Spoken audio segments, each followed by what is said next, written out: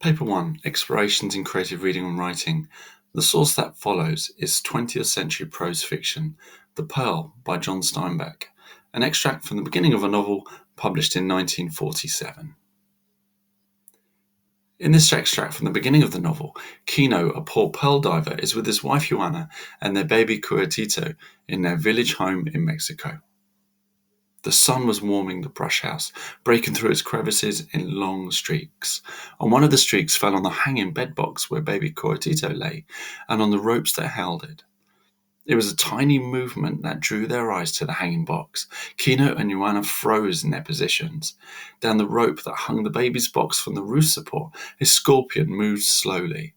His stinging tail was straight out behind him, but he could whip it up in a flash of time. Kino's breath whistled in his nostrils as he opened his mouth to stop it.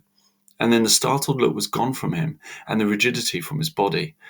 In his mind, a new song had come, the song of evil, the music of the enemy, of any foe of the family, a savage, secret, dangerous melody. And underneath, the song of the family cried plaintively. The scorpion moved delicately down the rope towards the box.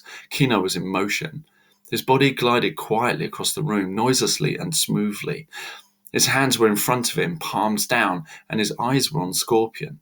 It sensed danger when Kino was almost within reach of it. It stopped, and its tail rose up over its back in little jerks, and the curved thorn on the tail's end glistened. Kino stood perfectly still. He could not move until the scorpion moved, and it felt for the source of the death that was coming to it. Kino's hand went forward very slowly, very smoothly. The thorned tail jerked upright, and at that moment the laughing Cuartito shook the rope and the scorpion fell. Kino's hand leaped to catch it, but he fell past his fingers, fell on the baby's shoulder, landed and struck. Then, snarling, Kino had it. He had it in his fingers, rubbing it into paste in his hands. He threw it down and beat it into the earth floor with his fist, and Cuartito screamed with pain in his box. But Kino beat and stamped the enemy until it was only a fragment and a moist paste in the dirt. His teeth were bared, and fury flared in his eyes, and the song of the enemy roared in his ears. But Juana had the baby in her arms now. She found the puncture with redness starting from it already. She put her lips down over the puncture and sucked hard and spat and sucked again while Cuartito screamed. Kino hovered. He was helpless. He was in the way. The screams of the baby brought the neighbors. "Scorpion, the baby has been stung." Juana stopped sucking the puncture for a moment. The little hole was slightly enlarged, and its edges whitened from the sucking, but the red swelling extended farther around it in a hard mound. An adult might be very ill from the sting, but a baby could easily die from the poison. First would come swelling and fever and tightened throat, and then cramps in the stomach, and then Cuartito might die if enough of the poison had gone in. But the stinging pain of the bite was going away. Cuartito's screams turned to moans.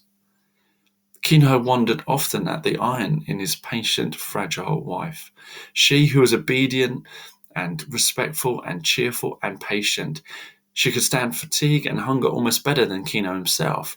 She was like a strong man, and now she did the most surprising thing. "The doctor," she said. "Go to get the doctor."